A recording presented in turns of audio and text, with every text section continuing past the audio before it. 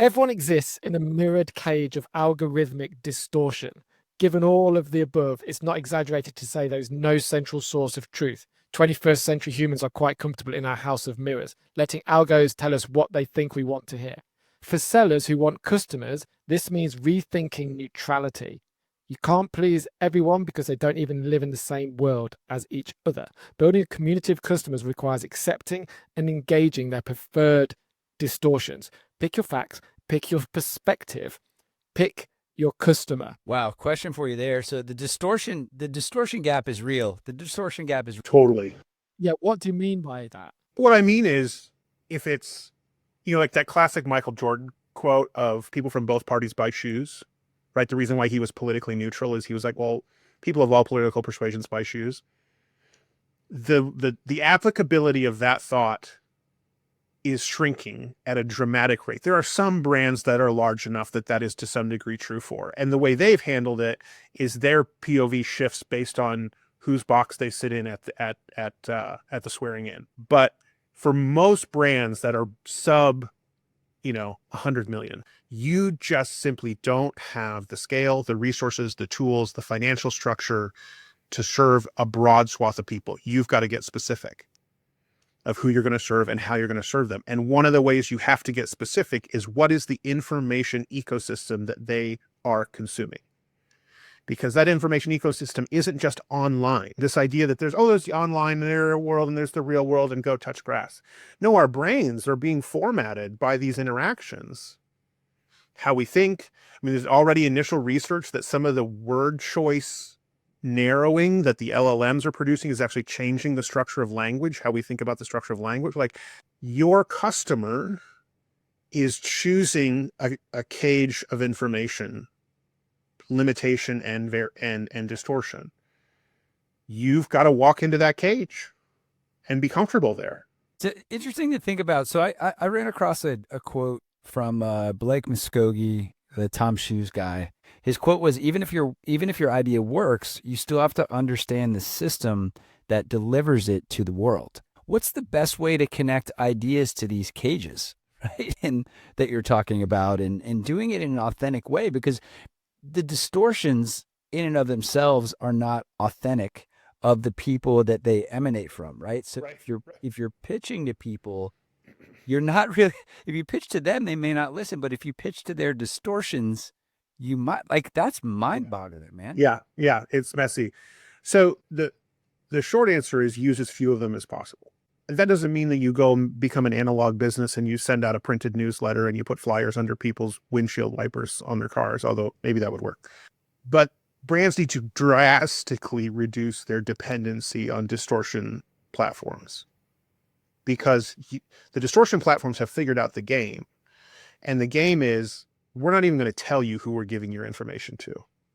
So not only are you dependent on us for distribution, you're dependent on us for customer recognition. You don't even know who your customer is anymore. We're going to black box that too. As soon as they start selling through LLMs, it's just one more layer of black box around who the customer is. So now you're running an enterprise where you don't even know who your customer is. So who is your customer? Well, your customer is OpenAI. That's a terrible proposition. So you absolutely do not want to get in a situation. You want to de-risk by being less and less dependent on these, which means you move from a funnel methodology of building a client base, which is lots of people, get as much attention as possible, trickle that into a little bit more focused attention, trickle that more into a little bit more focused attention, and eventually sucker people into a point of sale. Funnels don't actually exist. The internet made us think they did, but lots of people are still doing it, and 90% of marketers are trained on funnel methodology and don't know how to break from it. So you move from funnel methodology to where we started this conversation, which is network methodology, which is everything you need to do, every decision you need to make as a business, sub 100 million, we'll say, is probably something that needs to happen with someone you know or someone who knows someone you know. And I don't need a platform to do that.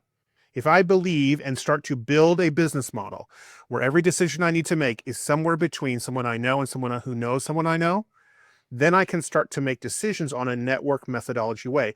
Now, that doesn't mean I don't have a Discord group, or it doesn't mean I might put some stuff on LinkedIn or whatever. We're not going to this isn't an argument for full analog. It's a different discussion. But reducing your digital dependency is one, a huge de-risking strategy for businesses that they need to think about. And it's also a way of recapturing your financial control. Because almost every business in America is paying the Silicon Valley tax of spending enormous amounts of money to create digital presence that they've been lulled into believing that they have to have, that they don't have to have.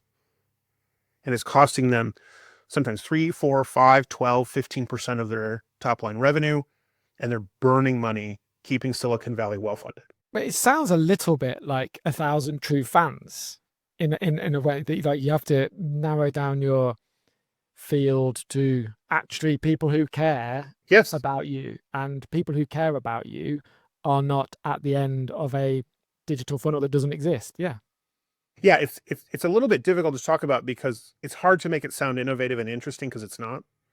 Like, well, it is now because we've all been blindsided by this. Like when you were speaking just then, I was thinking, yep, that sounds right. That sounds right. And I felt, at least I'm not the only fool in the world because I believe I bought into it as well. Yeah, the reality is there's 1,000 people who have written books about or just described how to do this because this is how humans do things. Networks exist, funnels don't exist. Funnels don't actually exist. They never existed. It was a way to marketing. It was a way to get CEOs to buy digital marketing, was to invent this idea of digital funnel. Thank you, HubSpot. We appreciate you. Networks actually exist. So there's endless material on how to create a great, powerful, and successful network because we've been doing it since we had prefrontal cortexes. So let's do what's actually exists in the real world. Right. One of your previous guests said, I think everything that matters, everything that's real is analog. Right. This is another application of that. Everything that's real is analog. And that's true for businesses too. Everything that's real is analog.